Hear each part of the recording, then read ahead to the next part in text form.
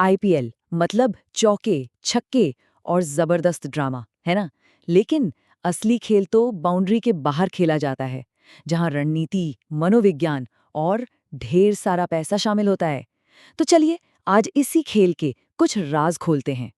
सोचिए, Rohit Sharma, Indian captain, खुद ये बात कह रहे हैं। और ये बात सिर्फ एक महंगी गाड़ी की नहीं है, ये तो एक पूरे जेनरेशन के बदलाव की कहानी है। एक ऐसी हकीकत जहां रातों रात कोई भी करोड़पति बन सकता है। तो सवाल ये है कि जब इतना पैसा इतनी जल्दी आ जाता है तो होता क्या है? देखिए, पैसा जिंदगी तो बदलता है, इसमें कोई शक नहीं। लेकिन अपने साथ ही उम्मीदों और दबाव का एक ऐसा जाल भी लेकर आता है जो किसी भी यंग प्लेयर के करियर को बना भी सकता है और पूरी तरह बिगाड़ भी सकता है। चलिए इसी जाल को थोड़ा और समझने की कोशिश करते हैं। तो एक यंग एथलीट के लिए एक बड़ा आईपीएल कॉन्ट्रैक्ट, सच कहूं तो एक दो धारी तलवार जैसा है। मतलब एक तरफ तो रिंकू सिंह जैसे खिलाड़ी हैं जो इस पैसे से अपने परिवार को हर मुश्किल से बाहर निकाल लेते हैं, उनकी जिंदगी बदल जाती है।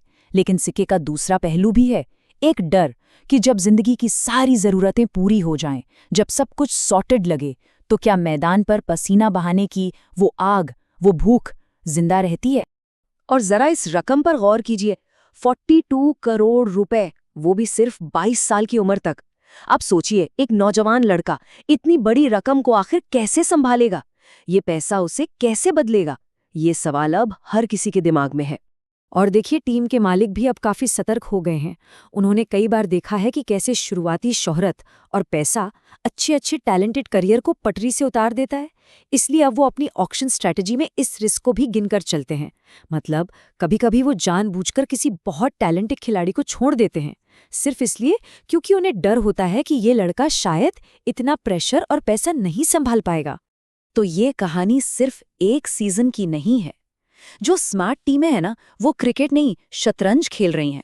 वो आज की नहीं, बल्कि अगले 10 साल की चालें सोच रही हैं।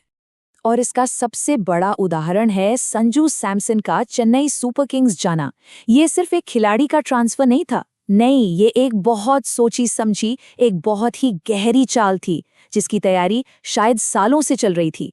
पर सवाल ये है कि क्यों? आखिर संजू में ऐसा क्या खास है? इसका जवाब एक शब्द में है, सक्सेशन प्लानिंग, मतलब उत्तराधिकारी की तैयारी। देखिए, एमएस धोनी का दौर, जो कि इंडियन क्रिकेट के इतिहास का सबसे सुनहरा दौर रहा है, वो अब खत्म होने वाला है। और सीएसके को इस सच्चाई का सामना करने के लिए तैयार रहना ही था। सीएसके को सिर्फ एक अच्छा विकेटकीपर बल्लेबाज नहीं चाहिए था, उन्हें एक लीडर चाहिए था, एक कप्तान, कोई ऐसा जो धोनी की उस जबरदस्त विरासत को आगे ले जा सके। और संजू सैमसन में उन्हें वो खिलाड़ी दिखा, जिसके पास बड़े मंच पर, बड़े प्रेशर में बिल्कुल शांत रहने का अनुभव है, और वो खास टेम्परामेंट है जो धोनी के जाने से खाली हुई जगह को भर सकता है। ठीक है, पर संजू सैमसन जैसी बड़ी जिम्मेदारी के लिए कोई खिलाड़ी तैयार कैसे होता है? ये सब माइंडसेट का खेल है, और चैंपियन बनने के रास्ते वो हमेशा एक जैसे नहीं होते। आप जरा संजू सैमसन के सफर को ही देख लीजिए। 2 साल तक वर्ल्ड कप के लिए जीत तोड़ मेहनत की, और फिर ऐन मौके पर टीम से बाहर। सोचकर देखिए, दिल पर क्या बीती होगी। पूरी तरह टूट गए थे वो, लेकिन उन्होंने हार नहीं मानी, और जब दोबारा मौका मिला तो सबसे बड़े स्टेज पर नॉकआउट्स में एक के बाद एक मैच जिताकर ही दम लिया। ये है एक रास्ता। और फिर आता है दूसरा रास्ता, हार्दिक पांड्या का रास्ता।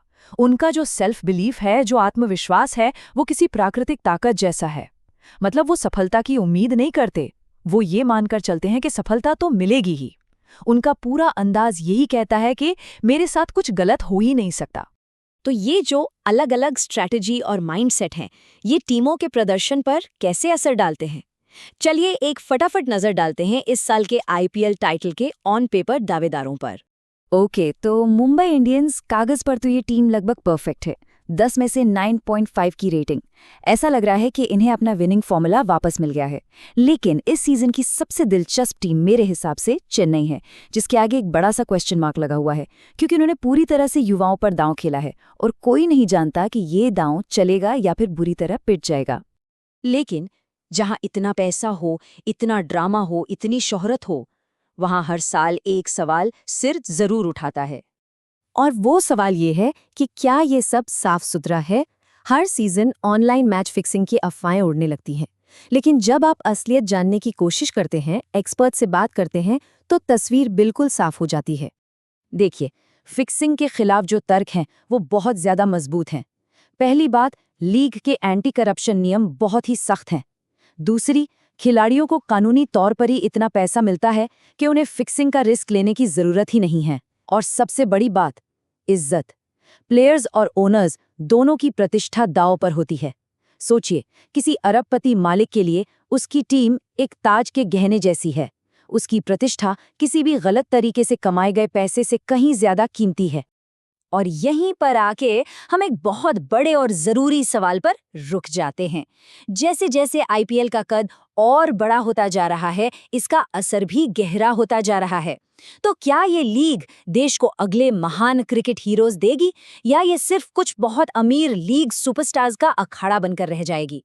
इंडियन क्रिकेट का भविष्य कहीं ना कहीं इसी सवाल के जवाब में छिपा है।